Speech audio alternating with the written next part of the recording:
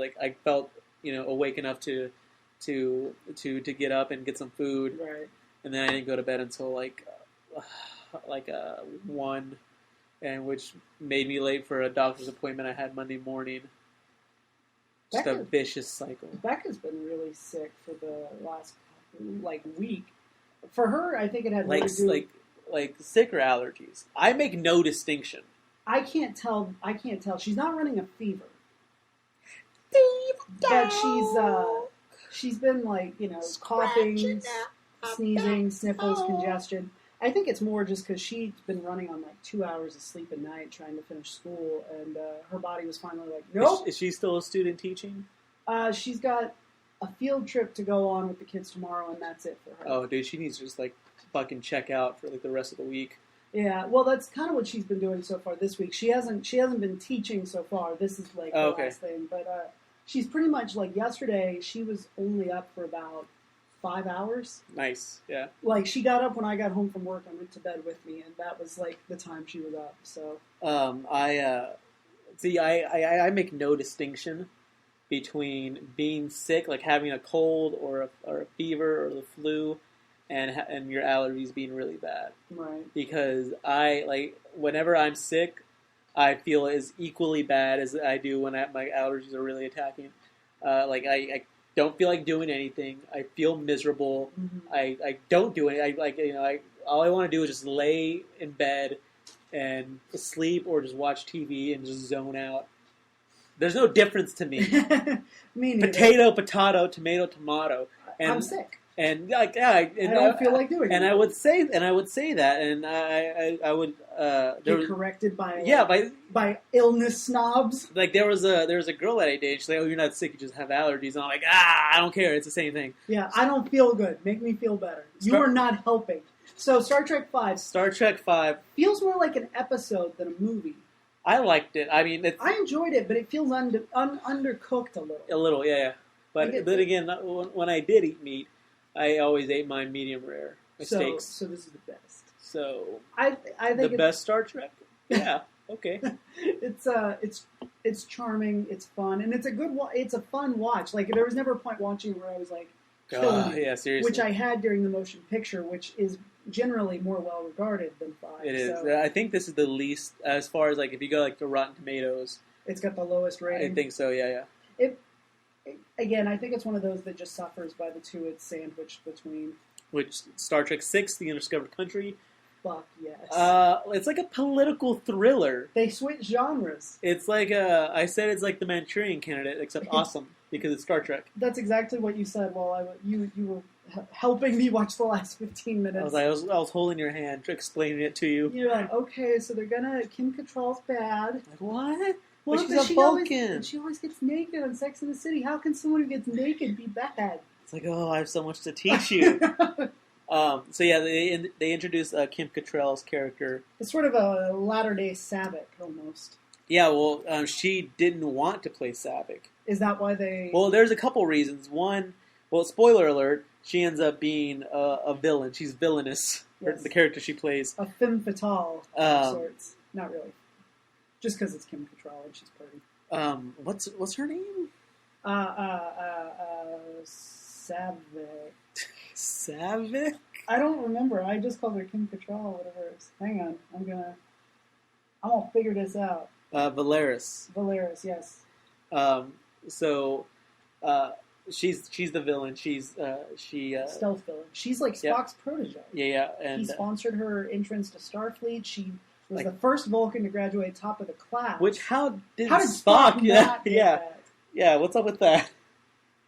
Racism was in play. They're like, oh, stupid Spock. If he was in the same class as Kirk, minus. maybe Kirk somehow got the better score because he's Kirk. I don't know. Because he beat the Kobayashi Maru, and they're like, Spock, you never took it, so you get an incomplete on your Kobayashi Maru.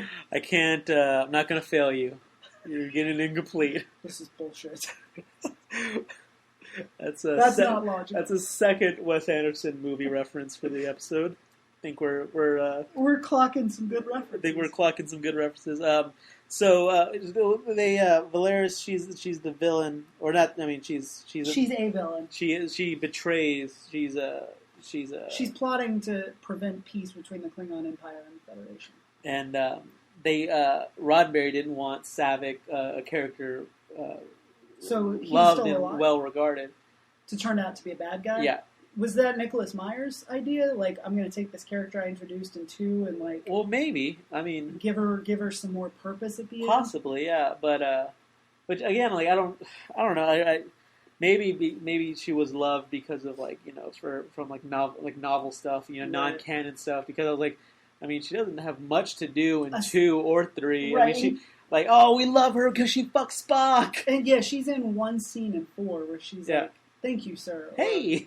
Yeah, like, hey, I'm still a person. See you later. I'm not coming with. So they create this new character, and also, so Kim Cattrall didn't want to play it? And she's like, I don't want to be the 3rd actress to play this character.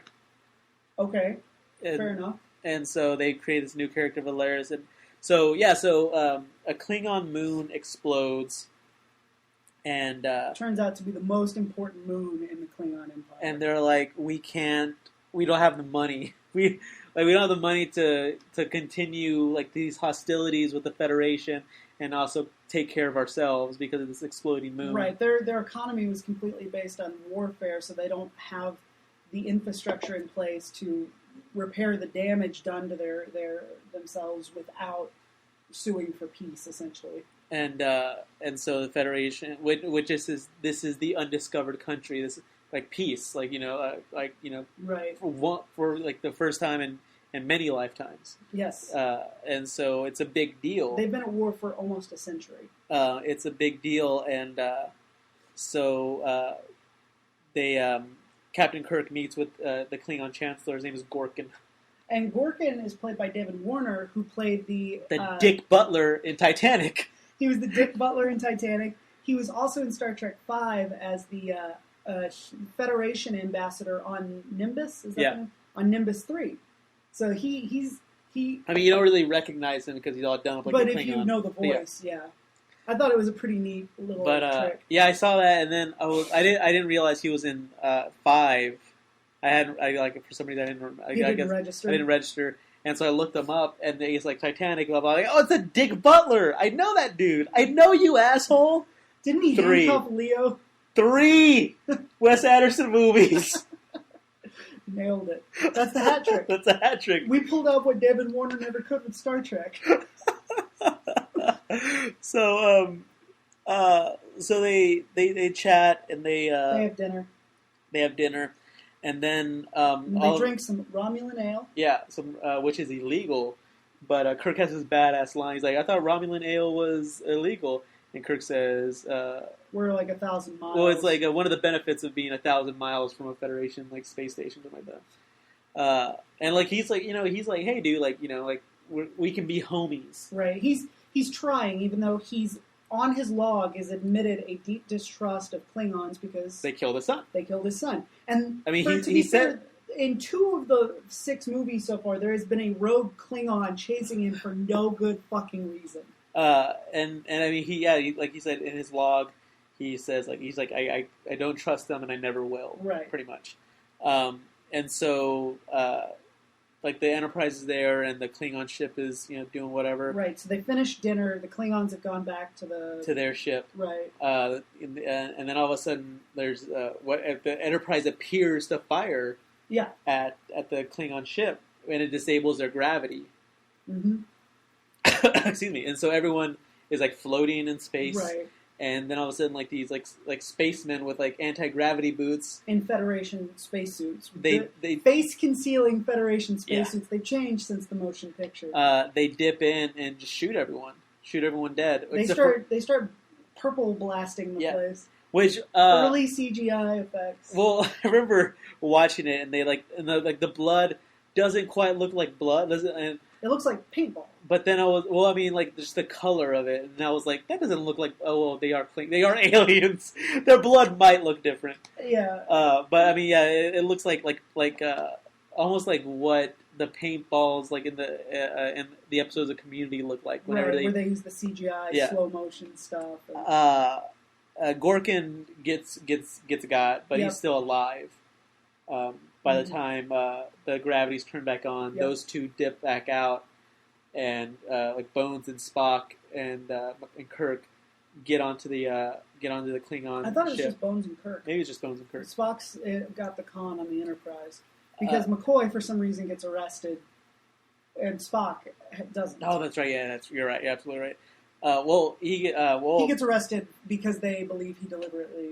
Like they go there and Bones is like, "Do you have a doctor here?" And they're like, "No." Like, well, then let me at him. Like, let me try. Because they're like, "Dude, you fuckers fired at us," and they're like, "No, we didn't."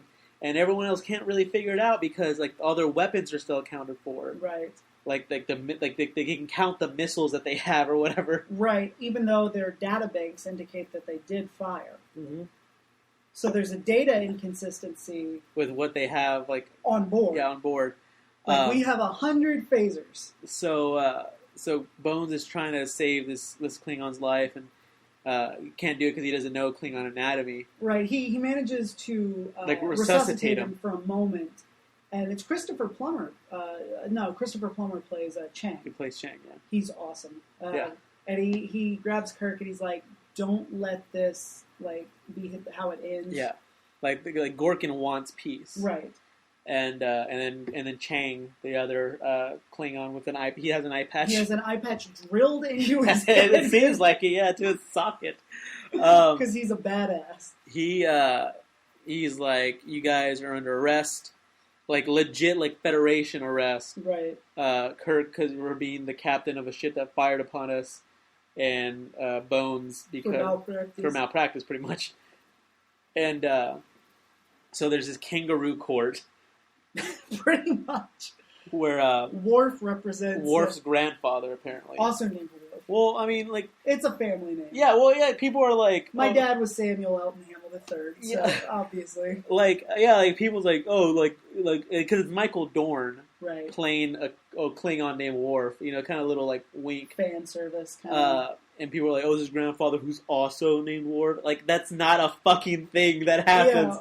Like, we don't have, like, you know, like, we don't have a friend named Daryl Smith Jr. Whose dad also happens to be named Daryl. Or, like, you know, like, there was a while where, if my daughter had been a son, his middle name would have been after Courtney's grandfather who had passed away. Tiberius. Like Tiberius, of course, yeah. Tiberius Moon. That would have been the best. But, like, yeah, that's not a thing that people do. Right. But anyways, those people are stupid. And yeah, there's the kangaroo court, and they're sentenced. They basically, the Chang actually railroads him. He pulls a Kirk on Kirk and basically like Kirk's the computer in Chang's Kirk and talks Kirk into admitting that, well, because I was captain of a ship where this was allowed to happen, then I have to accept responsibility for it. And Bones is just like, oh, god damn it, and I got to go to prison too. And they play his log. Mm-hmm. Yeah, somehow they got his log where he's like, I don't trust Klingons, and I hope they all die. And I hope they get the gay cancer that I learned about in the 80s. I fucked a lot while I was in San Francisco. I really hope I gave it to somebody. And they also get Bones for, they're like, didn't you have some Romulan ale? Like, you know, it's the hour before you, like, worked on him. You were drunk. And, yeah, he's like, you're drunk and incompetent. And, he's like, do your hand shake a lot? And he's like, I was nervous. Yeah. And he's like, fuck you. Fuck you, to prison. And Red Foreman, who is the Fu Manchu president of the Federation. Oh, shit, that is Red Foreman. Also the murderer of Alex Murphy, has to let it happen. Like, everybody's watching it. Sulu, who, by the way, we haven't mentioned this, is now captain of the Excelsior, is watching this on, I guess, Space TV, on the live feed. They downloaded the pay-per-view or whatever. Yeah, exactly. And he's like, I don't know about this. Plot hanging for later. So, they're sent to prison. And they go to Hoth.